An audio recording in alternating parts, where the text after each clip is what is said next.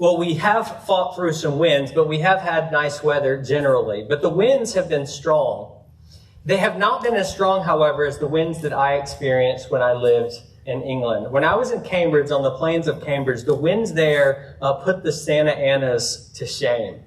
And you were riding bikes and you would just get blown off the path. You couldn't even stay on the path. And one day I was at a wedding, and Pam and I were going to a wedding. We were outside. We were in our car. We were about to go outside. It was one of those windy days. I open one side of the door. Pam opens the other side of the door, and I let the handle go, and the wind just takes my car door right into the car door next to me, and I just hear this smash. And then I'm thinking, praying, please let it be a beater. Please let it be a cheap car. Please. And then I turn, and it was a brand new Mercedes-Benz. So then I got out some paper, found a pen, wrote a note, very nice to the person, I'm a lowly, poor graduate student and the wind took my door and went into your car. I'm so sorry. And I left it on their windshield. And then I left and thought, well, I've done my duty. I've given them my number. Maybe they'll say, oh, it's no big deal, and they won't respond. But then I get the call. And I knew it was the number because the person had called and left a message. And so then I was going to answer the call, and I'm thinking, oh no, how is this person going to respond on the other end of the line? I've just ruined his new Mercedes. And then he was very nice. Very nice. And I think, oh, there's hope here. He's going to realize that I am a poor, struggling, lowly graduate student. And he's going to say, oh, fixing a car door is nothing to me. And then he says, wow, this is unlike what people do today, to leave a note and be so thoughtful as to leave a note. And then I think, yes, he's going to reward my kindness and my honesty. And he said, I'll go get an estimate. And I said, okay. And then I thought, he's going to get an estimate, and then he's going to come back and he's going to say, oh, it wasn't that much, I'll take care of it.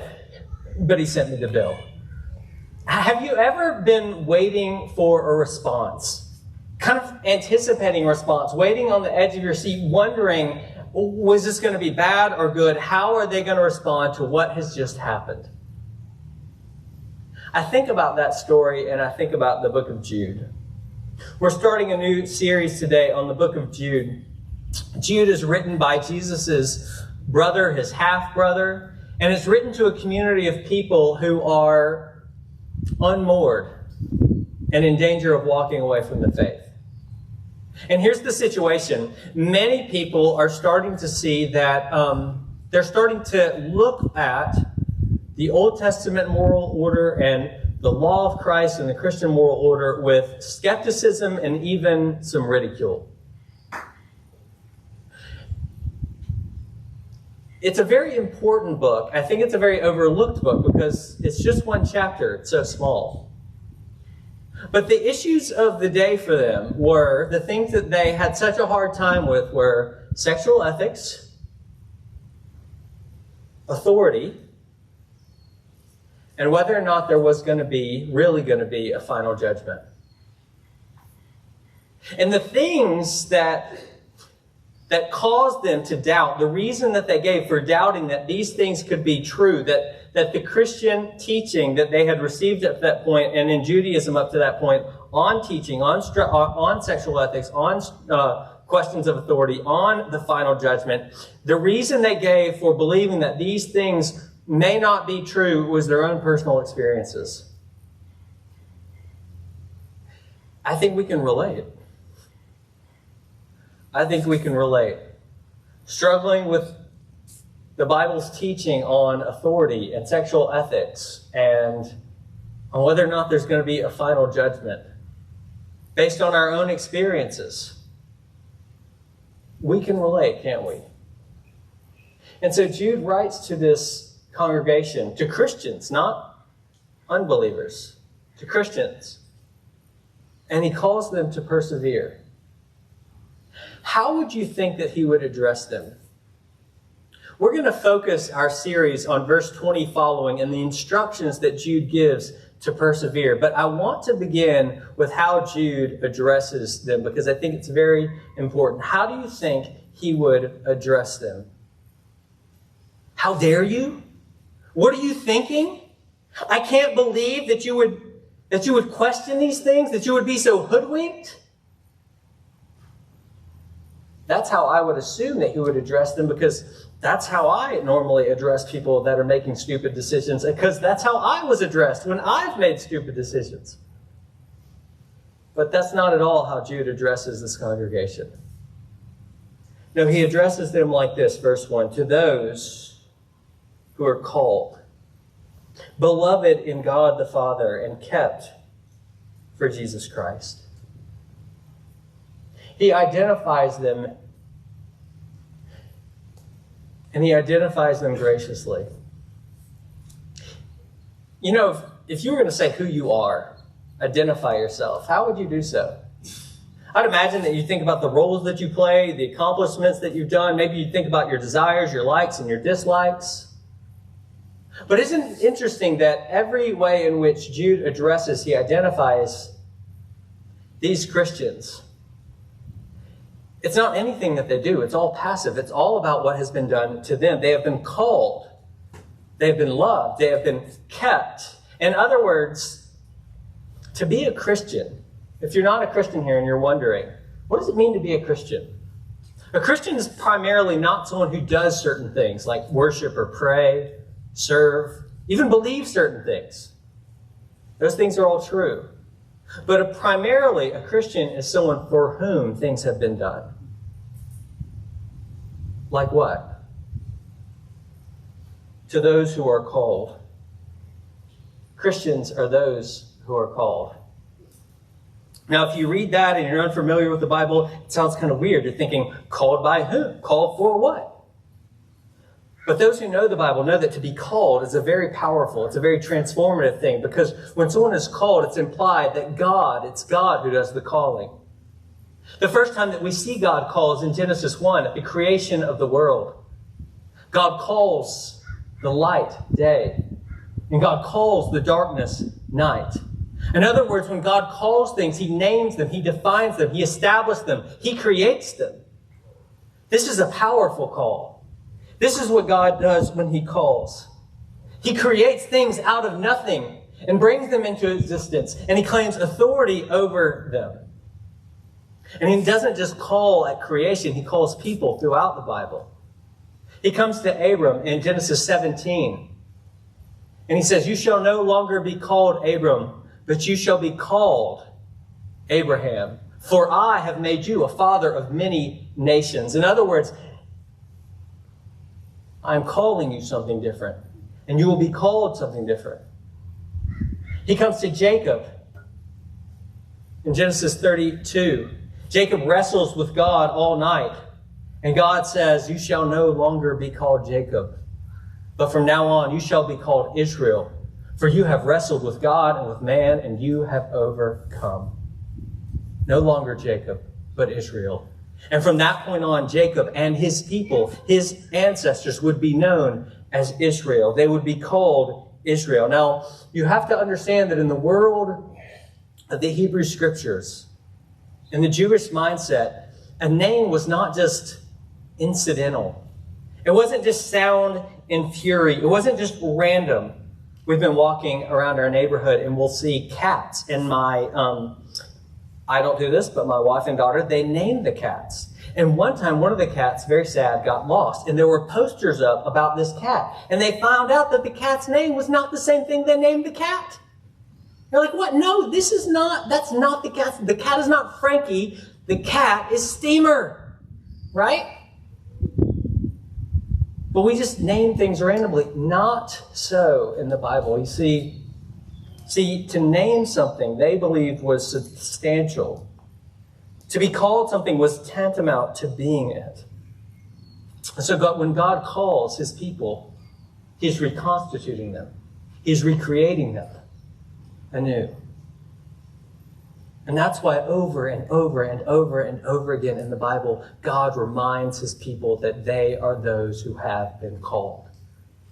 Isaiah chapter 43, thus says the Lord, he who created you, O Jacob, he who formed you, O Israel, fear not, for I have redeemed you. I have called you by name. You are mine. To be called is to be created. I have created you, O Jacob. To be called is to be saved. I have redeemed you, O Israel. To be called is to be claimed. You are mine.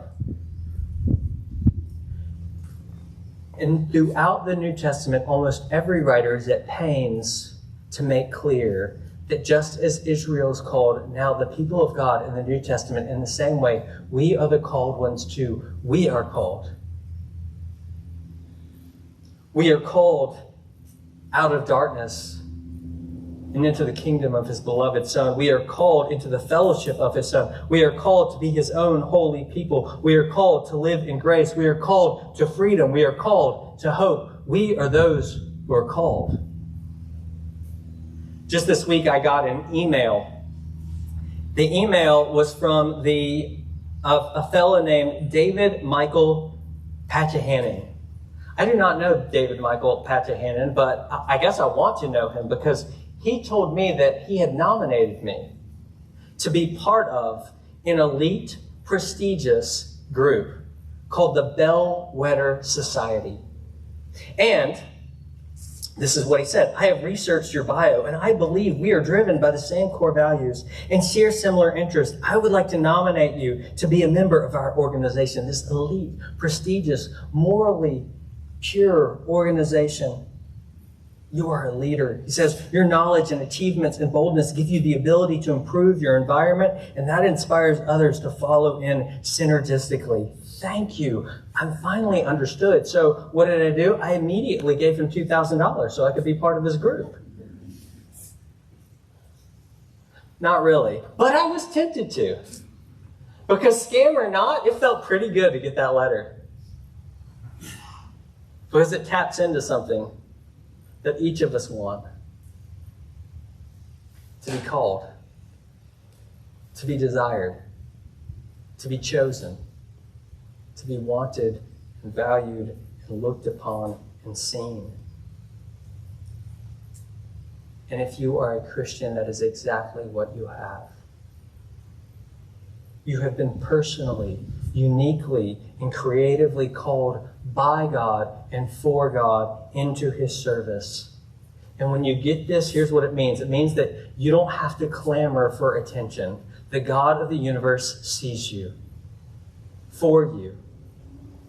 It means that you don't have to worry whether or not you're going to be chosen first at recess or chosen to lead a work project. You don't even have to worry whether or not you are going to be chosen to be in some kind of noteworthy, visible ministry role. Because the God of the universe sees you and he calls you. He has given you a calling. And he has called you to himself and to his service. You are his. You are desired. Isaiah 41 puts it like this, but you, Israel, my servant, Jacob, whom I have chosen, the offspring of Abraham, whom I have loved, you whom I took from the ends of the earth, and I called you from its mountain peaks, and I said, you are my servant, I have chosen you, and will not forsake you. To be called is to be chosen. It's to be commissioned. It's to be loved. And so Jude goes on, to those who are called beloved in God the Father. And that's something I think we deeply want to know. Because it's one thing to be asked to serve on a project. It's one thing to be wanted for our gifts and our abilities to produce. It's one thing to even be thought that like maybe they just need a warm body, but we want something deeper, don't we? We want to know that we're not just desired for what we can produce, or what we can achieve, or our ability to fill a seat. We want to know that we're loved regardless, because the reality is that what happens if we can't produce anymore? What happens if we stop producing? What happens if we fail? Well, then that's a very insecure place to be. I heard a story recently. Some guys were out on a leadership development camp out, and they're there around the campfire. It's important to know that all of these folks that were there by the world standard had been at the top of their careers and achieved the pinnacle of success. One of the folks there is a counselor type, and he just asked the group, this question. He said, "What's your question?" It's a great question. What's your question? Everybody comes out here with a question. What's yours? And this one fellow, an executive, very, very vulnerably said, "My question is, who am I? If I can no longer succeed and I no longer produce? And can I accept myself if I can no longer succeed and no longer produce?"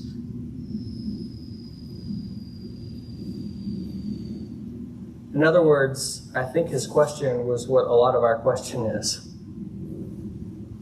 Am I loved? Like, really loved, just as I am, no matter what. Produce or not produce, pass or fail.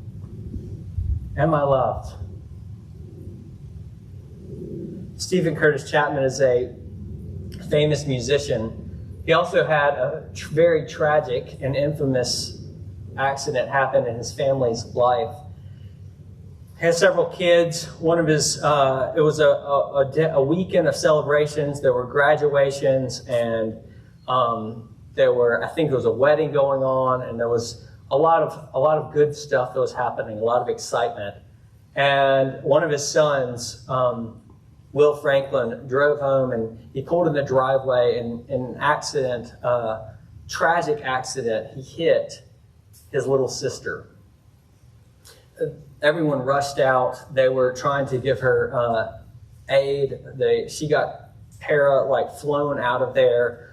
Stephen Curtis Chapman and his wife, they got into the car and they're driving off.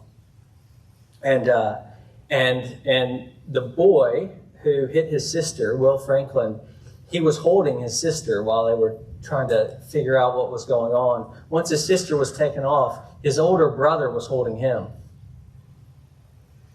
And as his parents were driving out of the driveway, the window rolls down, the car stops. And Stephen Curtis Chapman just looked at his son. What's he going to say? He says, "Will Franklin, your daddy loves you." And then he pulled away.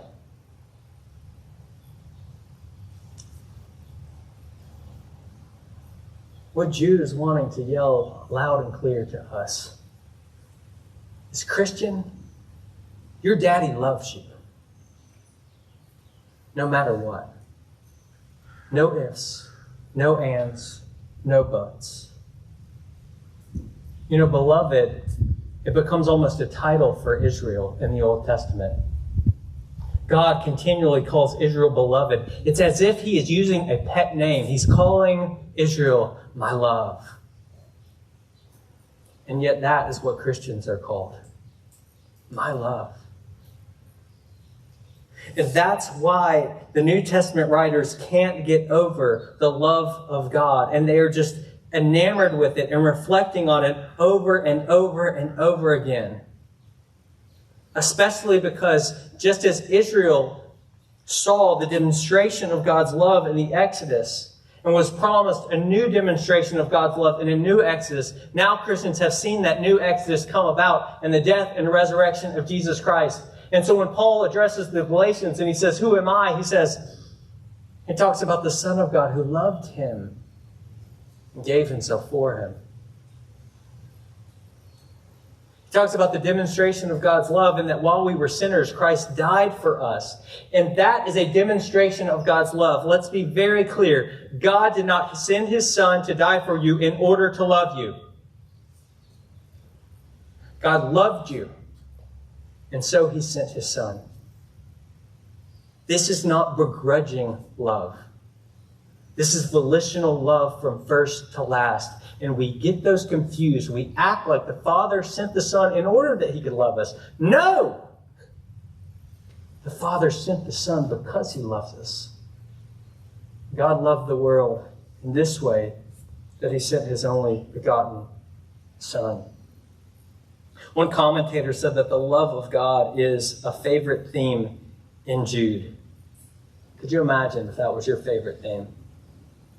I have a friend, his dad is named Paul Zoll. The friend is Simeon. The dad's named Paul Zoll. Paul's a seminary professor. He's a pastor. He's a writer. And Paul says that most people think about one thing most of the time. Like they're just thinking about one thing. You know what that thing is. When you're in the shower, when you're driving down the road, the thing that you're obsessing over again and again and again. You know what it is for you. What if your one thing was the love of God? Everybody wants to be happy. You want to know how to be happy? Make the love of God your one thing. When you're in the shower, when you're driving down the road, when you're taking out the trash, meditate and reflect on this, that when you look up into the sky, the face that looks down at you says, my love. No matter what. No matter what. Jude addresses these Christians and he says, to them and to us, you are called, you are loved, and you are also kept. To those who are called, beloved in God the Father, and kept for Jesus Christ. You know, later on at the end of this book, we'll look at it. Jude will say, keep yourself in the love of God. But he wants us to know before he ever tells us to keep ourselves in the love of God, that we are kept. That we are those who are kept by God and kept for Jesus Christ. I was once flying to meet a friend in the UK. And I drove to LAX, and I don't like to sit in the airport very long. Let's just put it that way. So I arrived right on time. And I got in line, and I got through the gate, and I got up to the terminal, and I was there for my ticket, and they gave my seat away. I purchased that seat. I reserved that seat. This isn't just like a car reservation, right? Car reservation, hotel, you don't pay for it. I paid for it. And I expected that when I arrived, before they shut the gates and before it was time, that I could get on the plane. I made it all the way to the gate. And they had overbooked the plane and they had given my ticket to someone else. You know, I think I had a reasonable expectation that because I purchased that ticket, when I came back for it, when I came for that seat, it was going to be there and it was going to be mine. You know, that's how Jesus looks at you. He has purchased you with his own precious blood. He has given you his Spirit as a deposit to guard and to keep you. And when he returns, he expects you to be there for him. And so he has ensured that you are going to be kept for him. That passage in Isaiah goes on. Isaiah 43, but now thus says the Lord, he who created you, O Jacob, he who formed you, O Israel, fear not, for I have redeemed you. I have called you by name. You are mine. And so what does that mean? It means this, verse 2. When you pass through the waters, I will be with you. And when you walk through the rivers, they shall not overwhelm you. And when you walk through the fire, you shall not be burned, and the flame, it shall not consume you. Oh no, why? Because you are being kept. Kept by God and kept for Jesus Christ. So here's my question for us. Are you living as if you are kept for Jesus Christ? Are you living as if you have to keep everything together?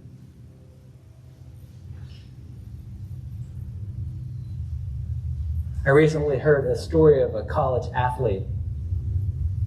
They were They were performing through college, and it was their junior year, and they didn't perform very well.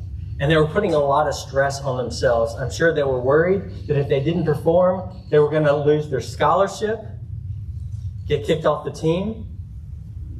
And so the coach sat down with this young athlete and looked at him and said, listen, your scholarship's secure and you're going to be on the team, so relax and go run. His senior year, he set all personal records, all PRs, because he was free. Free to struggle, not struggling to be free. Are you free to struggle, or are you struggling to be free? Because if you know that you are kept by Jesus Christ and kept for Jesus Christ, then you are free to keep yourself in the love of God. Yes, we are called to keep ourselves in the love of God, but we keep ourselves in a love that is keeping us. Yes, we are called to press on, to take hold of the goal, which is Jesus Christ. But that's because he has taken hold of us. We apprehend the one who, because we have been apprehended. Philippians chapter 3. Jude is reminding us of who we are.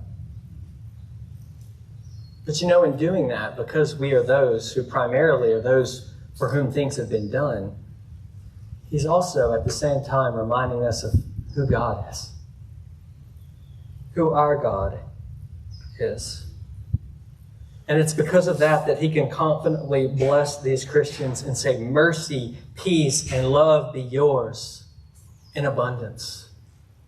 Because the God who has called you, and the God who loves you, and the God who keeps you,